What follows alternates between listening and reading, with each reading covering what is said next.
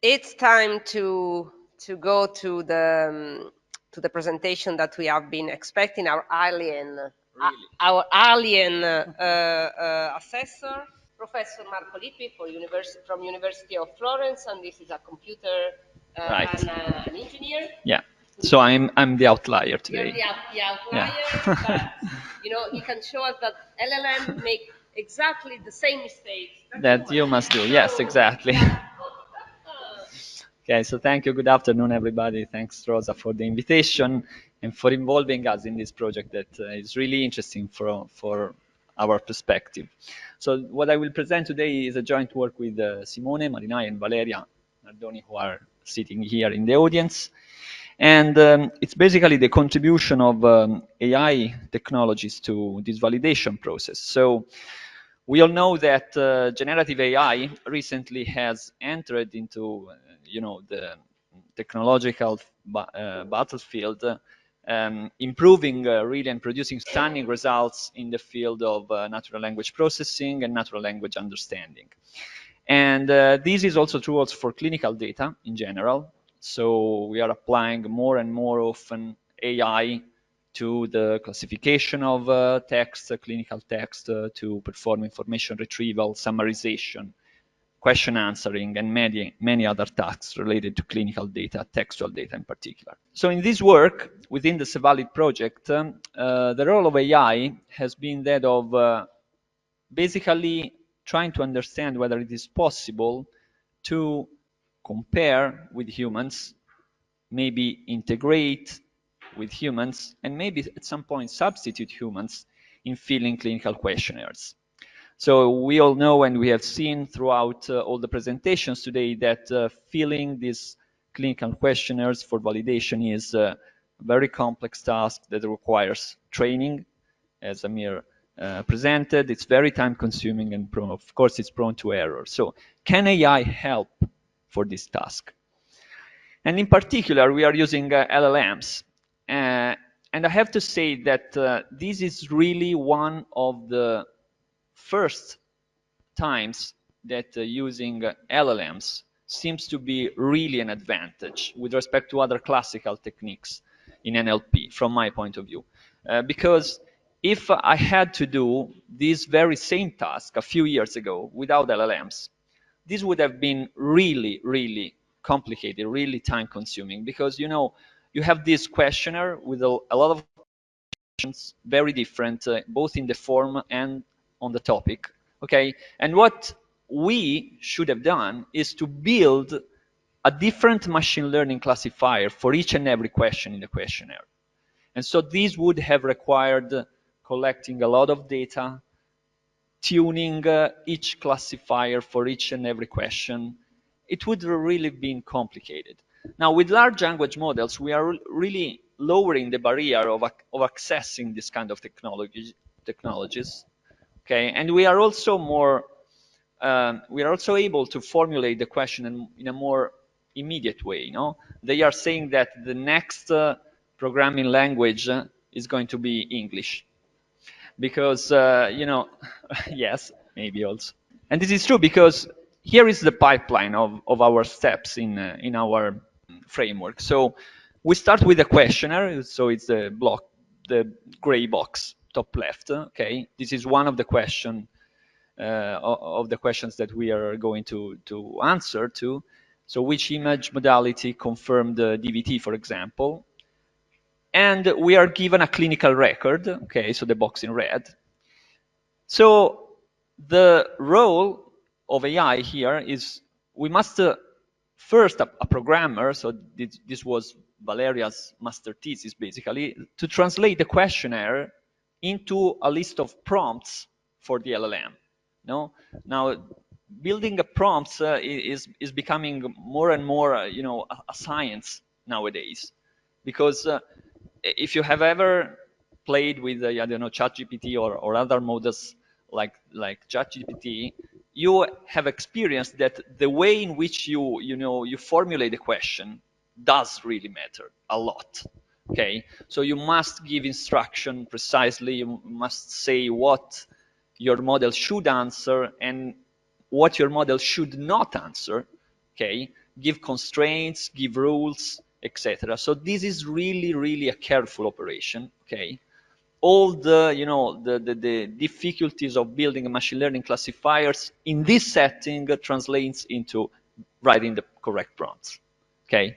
So we transform the questions into a prompt, we feed the LLMs, and here is I mean, also the point where we can play with the different models, okay? Because first of all, there is a bunch of LLMs, many different LLMs that require also different, significantly different resources in terms of, GPUs or technology in general, to afford a server or a computer that can run larger models, okay?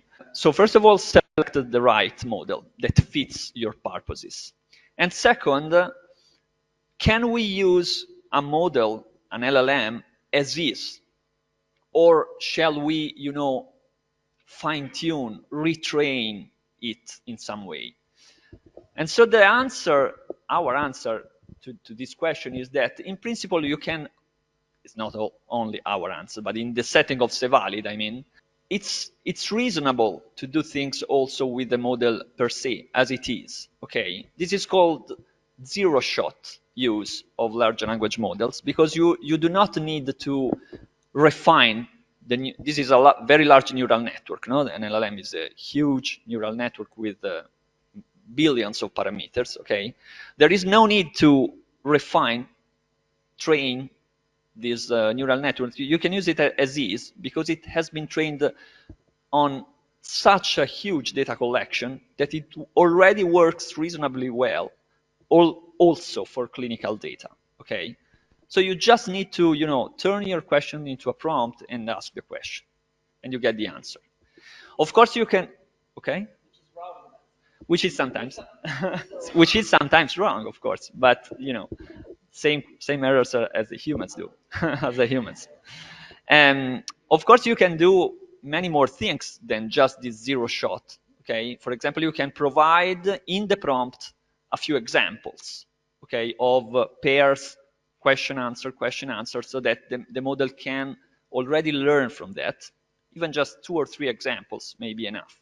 This is called few shot learning. Or you can do something more sophisticated and more time consuming, that is, you really refine the network. You fine tune the network. So you provide more examples, okay? You update the weights of the huge neural network, and then you try again, basically. So we tried this. Okay. So basically, I already said that. Why is it so exciting to use LLMs? Because there are no need, to build a large corpus for training, which is the most time-consuming and most crucial point for many machine learning and natural language processing application. Um, uh, there is also something that could be useful. We didn't use it for Cevalid, but it's the last point. So you could ask the LLM to provide explanations. Okay, so this is called what the chain of thought prompting. Okay, so you are asking, basically in the prompt you say something like, okay, so now answer the question and please reason step by step, no? And so the LLM in the answer gives you exactly the steps that are necessary to to provide the answer. That's also very interesting. So this is an example of a prompt that we provided. So read the patient's medical record and respond exclusively with yes, no, or unknown. This is exactly to match Amir's question example earlier. For each of the following cardiac symptoms. Do not make inference, assumptions, or provide additional information. This is crucial in order to avoid, not to avoid, because it's impossible to avoid, but to mitigate what are called hallucinations. Okay, so when the model starts making up things, okay, basically that's true. Uh, each symptom must be assessed independently, okay, and based strictly on what is explicitly stated in the patient's medical record. If a symptom is not explicitly mentioned, respond with unknown, even if related terms or conditions are described. So you have to be very, very precise, no, in the prompt. So here's the list of cardiac symptoms. And also additional notes, important notes, do not assume that similar terms or related conditions like, I don't know, arrhythmia, palpitation, blah, blah, blah, are equivalent unless explicitly stated. Do not assume sudden death be no if it is not explicitly stated is unknown. If no information is provided about the symptom, respond with unknown. Put yes or no only if the words put between the options are present in the medical record. If not, it is unknown. So again, very precise instructions. And then the patient's record follows. Okay, so we copy and paste the patient's record basically. Okay, that's also a very important point, because this is one of the few times that happened to me, to the group, that we are trying to develop a machine learning system without seeing the real data. Because we have been no, not because it was late, because we only had the dummy data to build, so it was a trial and error, but on the dummy data. Okay, of course it is always, you refine the prompt because you notice, for example, the thing about equivalent terms. It was something we noted, that sometimes he understand a term for another, so he made an inference. So we explicitly stated that it shouldn't do that. So indeed, it was a trial and error, but we have seen only the dummy cases and not the real ones. And we have noticed later on that the real cases are different, are really different from the dummy cases we have tried the LLM on. So we have tested the LLM exactly on the 38 real cases that Julia mentioned earlier. One point I didn't mention is this system is inherently multilingual. Okay, because it can work in principle with clinical records in any reasonably represented language in the pre-training of the LLM. Okay, so in this case, we have used the prompt in English and the clinical record directly in Italian. So no translation. We tried also with translation. We observed no significant differences. This setting was the one working a little bit better, we felt. So there was no need to introduce additional noise in the translation process. Okay, so we kept the prompt in English and the text in Italian. So the LLM had to provide the answers to each and every questions in the questionnaire. So we collected all the answers, we processed them, and we extracted the level of risk for the myocarditis. Okay, and so we measured the concordance between humans and LLMs for each single questions. That was interesting, mostly for us, not only for us, but mostly for us, to understand whether, for example, some questions are more difficult than others, and so on. And then we measured the concordance on the levels of risk, and especially on the case versus no case classification.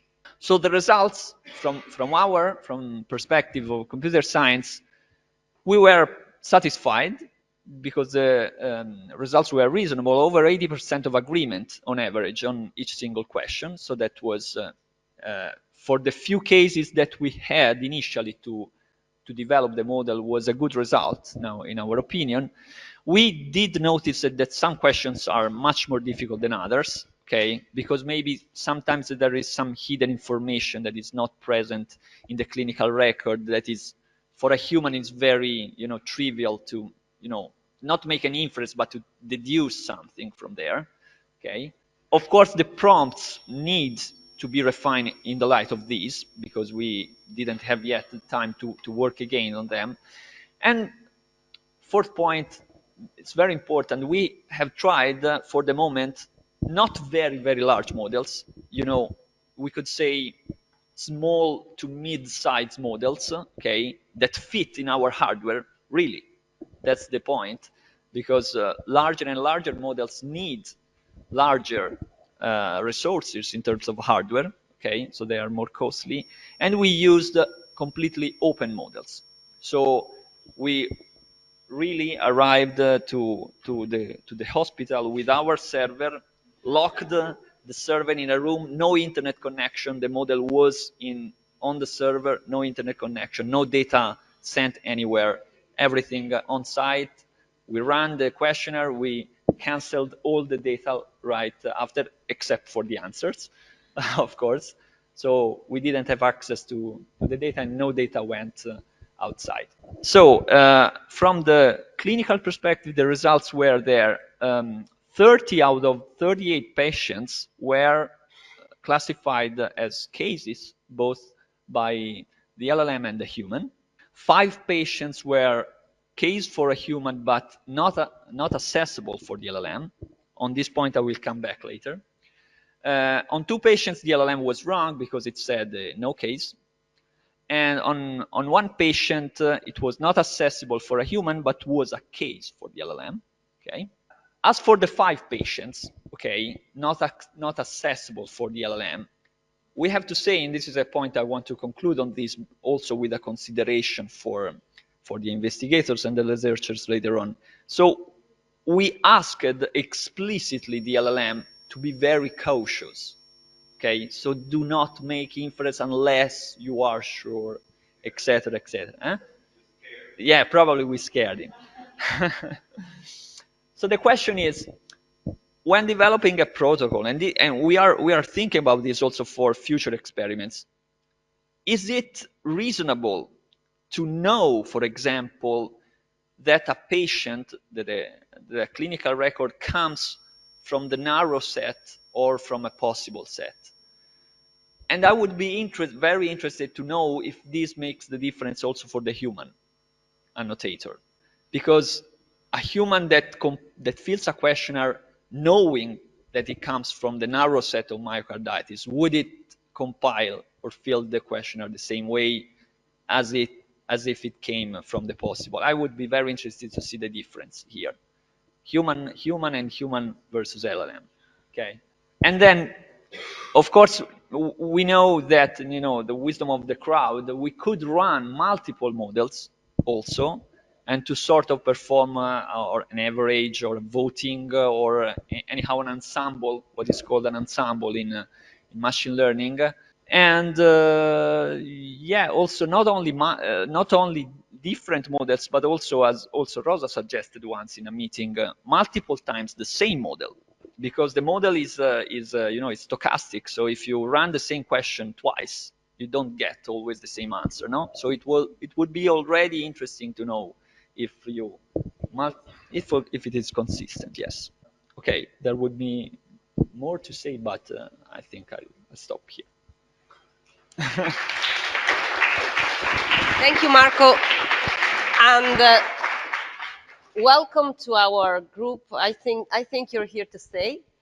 And are there any questions, additional questions for? Yeah, please. Ooh, wow. I told you I was an outlier. Yes, yes, yes. But Maybe, now you're home. This will be your maybe I new missed home. something, but as you said that it's built on dummy data, I was wondering where do these dummy data come from? Because I imagine that the quality of the dummy data has some impact also on the performance then, because you said that the dummy data were quite different from the real data. So I wonder where these data come from. Okay, I think that Julia can certainly answer this point, but if I got it right, and you can correct me.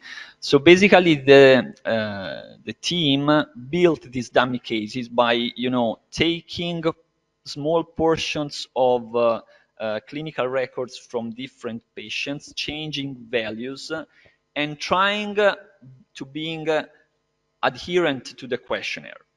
This final point is what makes the dummy cases a little bit different from the others, no? Because they tried to contain all the necessary information in a sense. Okay, they were too good to be true, in a sense. Am I right? Do you want to add something? Yeah, just to add one curiosity, the dummy data were built on free text retrieved from hospital discharge records that were chosen by using not narrow codes, but possible codes in the pilot phase of the study.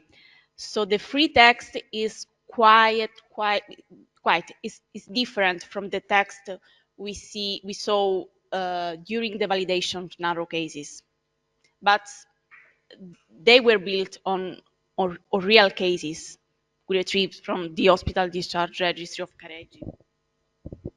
A comment that is important here, we have not touched this point. We have not touched much logistic. We have spoken a bit about cost. We have not spoken much about logistic. We have not spoken at all about legal hurdles. I must say that in Italy, in this moment, we face very, very heavy legal hurdles. And this study, which is conducted within the Careggi Hospital using Careggi Hospital employees, we cannot, as researchers, we cannot see that data. We cannot, not let alone cross that with our data source. This is also challenge. So creating those dummy cases have been a bit complicated for this reason, which is not generalizable, I guess. So this specific point, I hope in the future prompts can be developed on samples of true cases. That's reasonable. But again, this is a pilot project. Please, Maurizio, introduce yourself because you're also an outlier. Thank you very much. Okay, I am a mathematician, so I like the outliers here.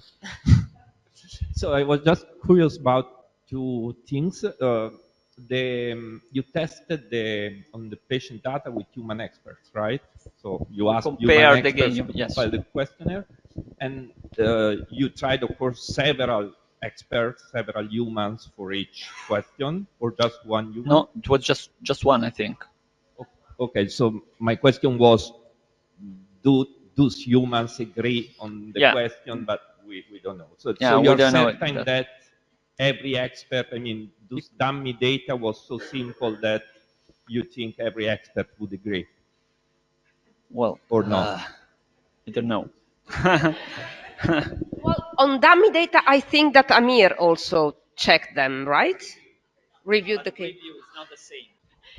I built the dummy cases, and me and another reviewer have been trained on these dummy cases. So both filled out the questionnaires for dummy cases, but for the 38 cases, it was just one human abstractor that filled out the questionnaire. So the 38 you were mentioning were real patients? Real patients, okay, yeah. Was not on the... Yes. The training was on the... Okay, so for the 38 real patients, you asked only one person? Yeah. I'm asking because I work, I don't say a similar project, but in computational law, so not medicine, but law. And we asked the judges to do this human in the loop process, and we asked 3 judges per question. So not one, just to check whether there were agreement. Yeah. Was that costly? I mean, 38 patients seems like... Okay, other problems. No, it's okay. The legal hurdles. Yes, we have the legal hurdles there. Okay, because you were giving real patients to outliers. I will not tell anyone. Retrospective data. We didn't touch any person. The other question was on the prompt was beautiful, very deep, and very scaring, apparently. But have you tried an incremental prompt starting from no prompt? I mean, starting from the simple questionnaire, which is already prompt. This was all the, as I said, the master thesis work of Valeria that tried to incrementally, fix mistakes that we started seeing coming up in the answers. So it was, it was not so, careful at the beginning, but we noticed the issues coming up, and so Would you say a huge improvement or just haven't you measured? I mean, significant. Not huge. I wouldn't say huge, but significant improvement. Yeah. Thank you. It was necessary to do this. I have this question. What are the most important limitations of using AI in clinical data? Wow, what a question. That's a tough. Well, that's a large number of issues. No, they can go from privacy. If you are using a non-public, let's talk about LLMs. No, for the moment, if you are using a non-public LLM consider. For example, if you're using ChatGPT, every time you are using ChatGPT, you are sending data outside through the ocean to the US, and back, the answers come back from there. So there's a privacy issue first. Then with LLMs, you have the problem of hallucination. So there is no guarantee that what the LLM is saying is true. You can ask the LLM to provide, I don't want to say proofs, but at least, statements that can support the claims given in the answers. That's a huge avenue of research, okay, that can mitigate and reduce hallucinations. There's a lot of stuff, regarding clinical data. Of course, if you are talking about clinical data in general, not necessarily text, it's not that you need to use LLMs, okay?